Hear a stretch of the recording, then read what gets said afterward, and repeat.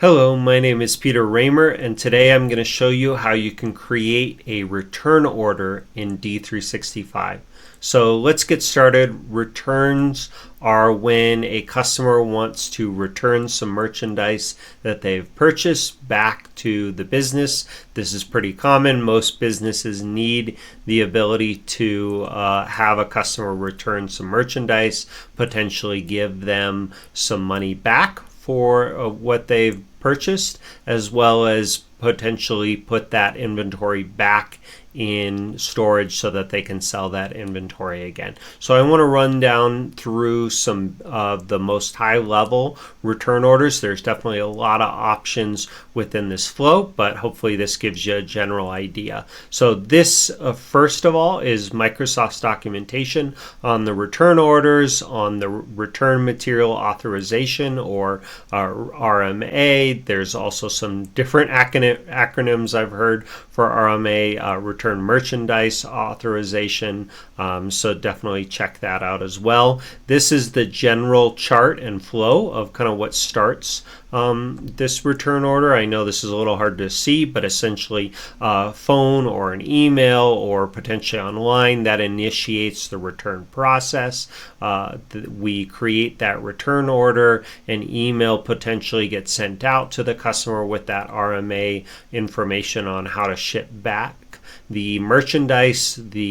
Once that merchandise arrives at the warehouse, they can be processed, determined what that inventory looks like, what's the disposition code of, are we giving a credit back, are we putting that inventory back into storage, and then kind of process and invoice that return order from there. So let's get started. The first thing that we want to do is we want to have a return order or a sales order to return against. So I'm going to go ahead and quickly do that.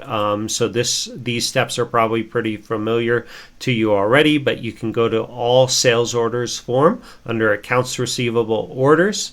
Then you can click the new button. From here, we'll get a dialog pop up. We can give it a customer. I'm just in the demo data USRT, so I'm going to give it customer 004009. From there, I can click OK to create this sales order. Now I've got an open sales order. I can add some lines to it. I'm just going to go ahead and add one line by typing in 0007 and then hit tab and let the rest of this kind of default in. From there, I'm going to click the complete button. If you don't have the complete button, check out how to create a call center order. Essentially, you need to go to the all call center form and then go to the setup button tab and then add your user to a call center channel. Then come back, recreate the sales order, and you'll get this kind of complete button where you can complete the sales order and get the order recap screen. So once I click the complete button, I get this sales order summary screen. From there, I need to add some kind of payment before I can submit it. So I'm going to click the add button underneath payments. I'm going to get this dialog here. The easiest way for me to proceed is I'm just going to say that they paid with cash. You know, that's probably less likely. Usually it's some kind of credit card, but we'll make it easy on ourselves and say that they paid with cash. From there, I need to type in the payment amount. In this case, I'm just going to say that they paid the full amount of the remaining balance, so $21.67 in this case. Then I can click OK. It's going to add my method of payment here and bring my balance down to 0. From there, I can click Submit to submit this sales order. So it was completed. From here, though, I actually want to invoice the sales order so that it's fully invoiced so I can return against it. So I'm going to go to the Invoice tab, and then underneath the Generate button group, I can select Invoice.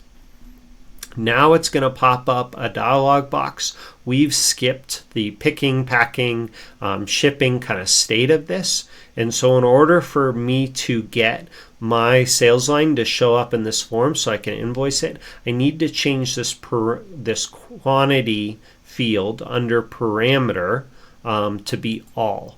Essentially, it's saying show me all of the sales lines regardless of what status they're in. So this may not be your normal process, but this kind of skips a few steps. I can make sure that I do have a sales line in here, then click OK.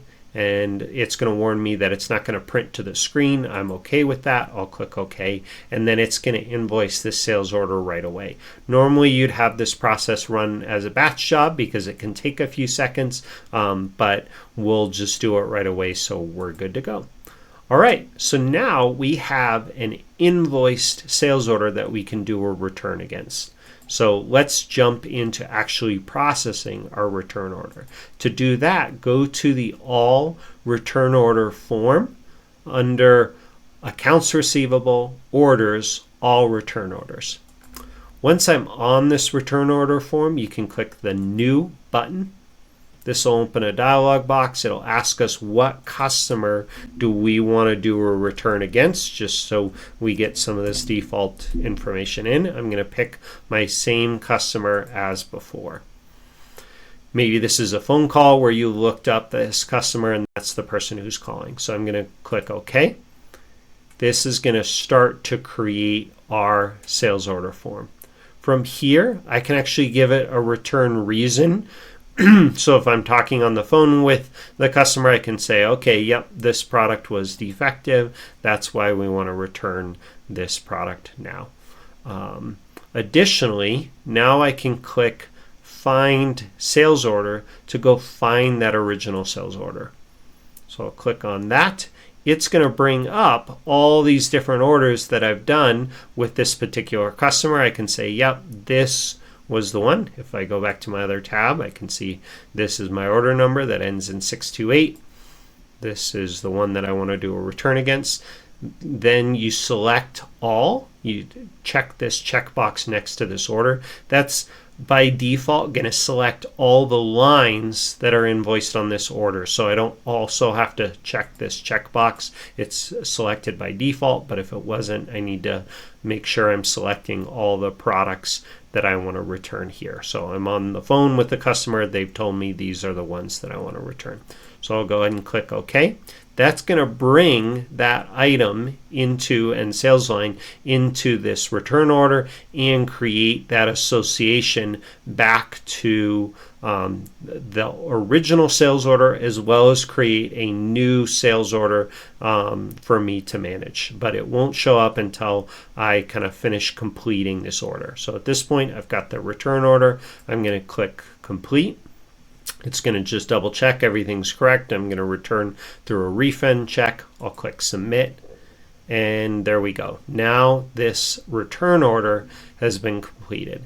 At this point, the customer can send the products back to the business, and we're just waiting for those products to show up before we kind of credit that refund.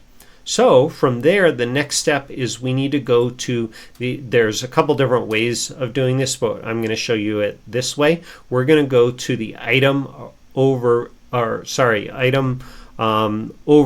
form. So under Inventory Management, Inbound Orders, Arrival Overview. Once we're on this form, you want to make sure that you're picking return order, if you're going to do it this way from this drop down. So we'll select return order. From there, it can show us all of the different items that are already set up.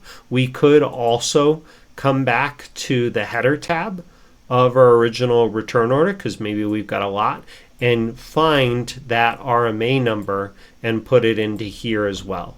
And then click the update button. This basically finds those orders for us. We can see, yep, this is the one that I'm looking for. This is the one that I want to process.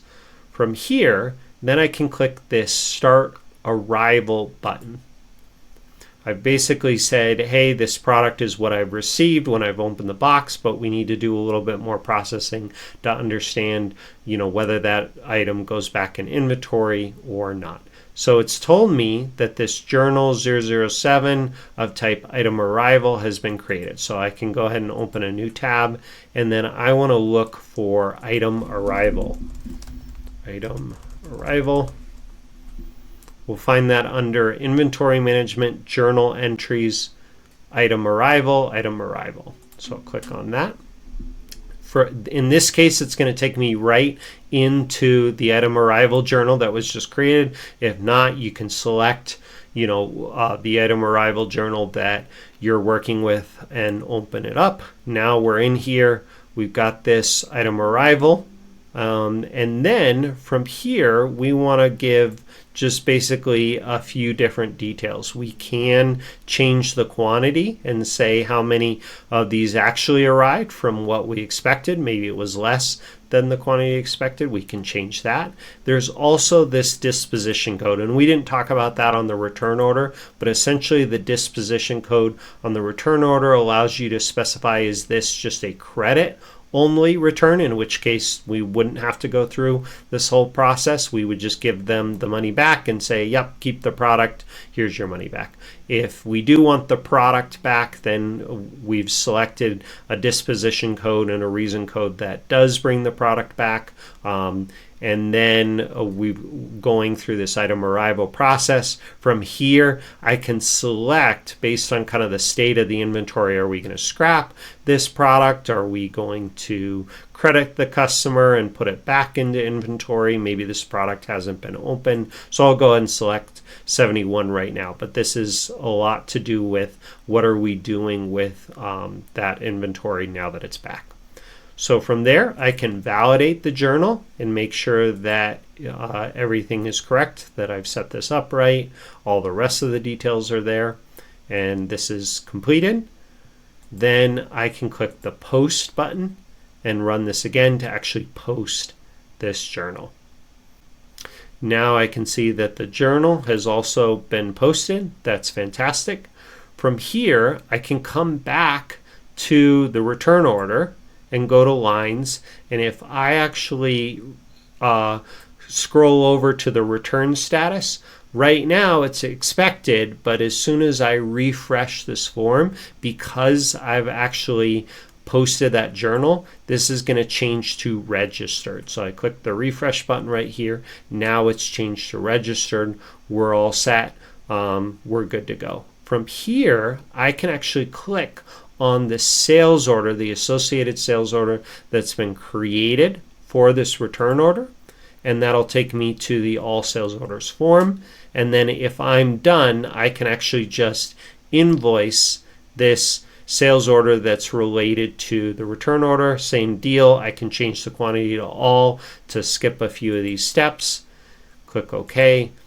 And now I'm done. We fully processed that return order. We've given the money back to the customer via a refund check. We've communicated with them with some event emails, as well as brought that inventory back into the system. So again, this is a pretty happy path, straightforward, high-level path for return orders. There's a lot of different options in here, a lot of different settings as you work through a return order and where that inventory goes and how you credit the customer.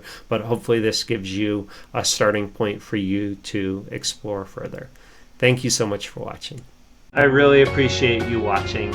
If you liked the video, click the like button. I also invite you to push the subscribe button as well. If there's other topics you would like to see a video on, please post in the comments and I'll see what I can do. I hope you learned something new today. Thank you.